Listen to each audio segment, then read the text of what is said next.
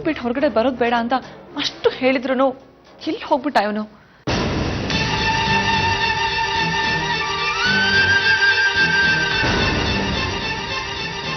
ಬನ್ನಿ ಎಲ್ಲರೂ ಹೋಗಿ ಹುಡ್ಕೋಣ ಬಾ.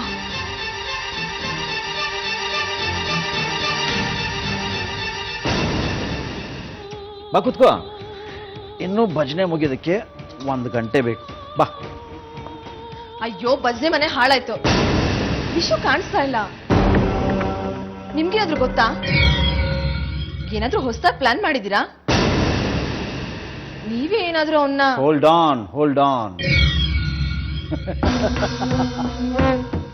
ರಮ್ಯಾ, ಒಳ್ಳೆ ಅವಕಾಶ. ಧರ್ಮಾಧಿಕಾರಿಗಳು ಕಾಣೆಯಾಗಿದ್ದಾರೆ ಅಂದ್ರೆ ದೊಡ್ಡ ಗಲಾಟೆ ಆಗ್ಬೇಕು. ಟ್ರಸ್ಟ್ ಆಫೀಸ್ನಲ್ಲಿ ವಿಷು ವಿಧಾನ ನೋಡ್ತೀನಿ, ಇಲ್ಲ ಅಂದ್ರೆ ಕಮಿಟಿಯವರಿಗೆ ಫೋನ್ ಮಾಡಿ ವಿಚಾರಿಸ್ತೀನಿ ಅಂತ ಅಜ್ಜಿಗೋಗಿ ಹೇಳ್ಬಿಡ್ತೀನಿ.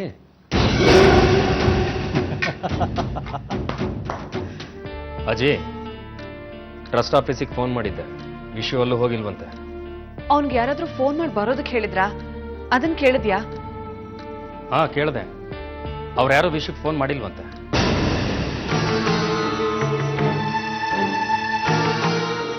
ಅಮ್ಮ ಬರ್ತಾನೆ ಬಿಡಿ. ಅವನೇನು ತೊಟ್ಲಲ್ಲಿರೋ ಮಗುನ ಕಳೆದೋಗೋದಕ್ಕೆ? ಇವತ್ತು ನೆಂಟರು ಊರಿನ ಜನ ಎಲ್ಲ ಇಲ್ಲಿ ಸೇರಿದ್ದಾರೆ. ವೃತ್ತ ಮುಗಿಯೋವರೆಗೂ ಹೊರಗಡೆ ಹೋಗಬಾರ್ದು ಅನ್ನೋ ಪರಿಜ್ಞಾನ ಬೇಡ ಅವನಿಗೆ. ಅವನಿಗೋಸ್ಕರ ಬಂದವ್ರನ್ನೆಲ್ಲ ಕಾಯಿಸ್ಬೇಕ ನಾವು? ಅವನಿಗೋಸ್ಕರ ಏನ್ ಕಾಯೋದ್ ಬೇಡ. ಬಂದಿರೋ ಹೆಂಗಸರೆಲ್ಲ ವ್ರತ ಮುಗಿಸಿ ಊಟ ಮಾಡ್ಲಿ.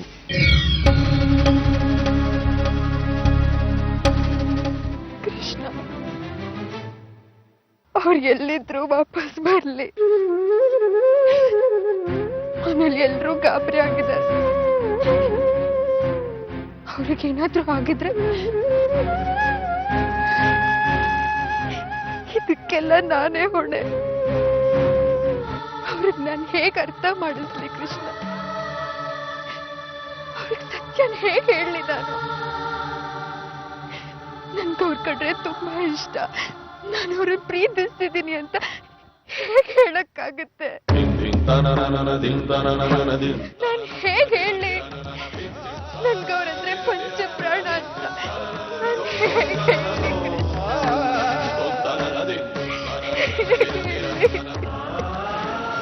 ಈಗ ಹೇಳಿದೆಲ್ಲ ರಾಧಿಕಾ, ಹಾಗೆ ಹೇಳು.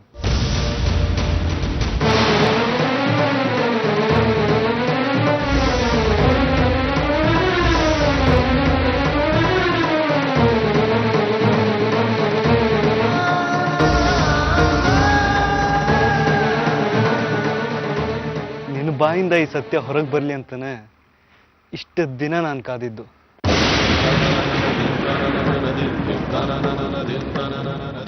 ಇದು ನಮ್ಮ ಜೀವನದ ಪರಮ ಸತ್ಯ. ನಿನ್ನನ್ನು ಪ್ರೀತಿಸ್ತಾ ಇದೀಯ, ನಾನು ಅಂದ್ರೆ ನಿನ್ಗಿಷ್ಟ.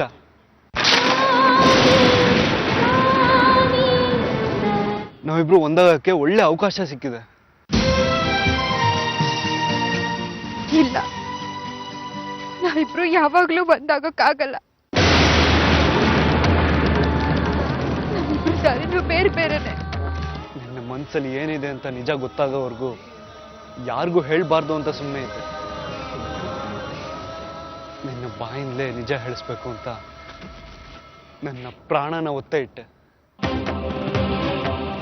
ಆಯ್ತು, ಈಗ ನಿಮಗ್ ಸತ್ಯ ಗೊತ್ತಾಯ್ತಲ್ಲ. ನಿಮಗ್ ಬೇಕಾಗಿರೋದು ನಿಮಗ್ ಸಿಕ್ತಲ್ವಾ? ನಾನ್ ಕಳ್ಕೊಂಡೆ. ಅಪ್ಪನ ವಿಶ್ವಾಸ, ಅಮ್ಮನ ಪ್ರೀತಿ ಎಲ್ಲ ಕಳ್ಕೊಂಡೆ. ನನ್ನ ಅಕ್ಕ ವಿಶಾಖಗೆ ನನ್ ಮೋಸ ಮಾಡ್ಬಿಟ್ಟೆ.